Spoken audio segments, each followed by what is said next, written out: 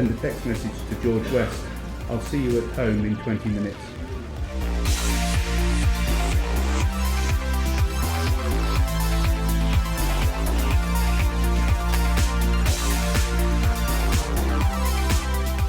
The biggest challenge for companies is trying to find a way to make resolving problems and issues easy.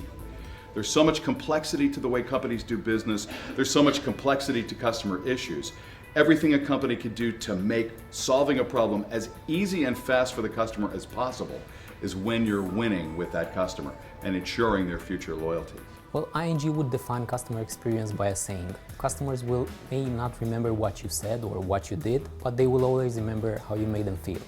So what we've seen in our customers, the successful companies who are transforming and disrupting the status quo in terms of experience, they have certain traits in common, increasingly putting design at the core of their company. Second one is they're being very agile in the way they approach delivering these solutions, and they're using feedback to drive their decision making in a very agile way. Thirdly, they're creating engaging experiences, so more human experiences and emotional connecting experiences for their consumers, so consumers choose to use those kinds of services. Traditionally we've spoken about online and offline customers, but really these days there's no such thing as a offline customer. So we are investing kind of in that digital arena to make sure that the experience is consistent across all devices, multi-channel. But ING technology is redesigning customers' experience, and actually it sets the trends for their expectations. We're seeing technology from the customer's point of view, so we're using it to improve customers' experience. We really believe in the omni-channel strategy, and we are trying to develop the seamless experience, omni-channel experience in all different channels that the customer faces with us. Our customer expectations are being shaped by what effectively is broadband becoming more of a necessity for people's lives today. So it is now kind of something people depend on to be able to communicate, to bank with, to watch TV, and TalkTalk need to be in a place where they can communicate with customers and provide services across all of these channels. In the next 5 to 10 years, we see companies really evolving their progression in the traits. So really bringing design to the core and producing experiences on mobile touch points, for example.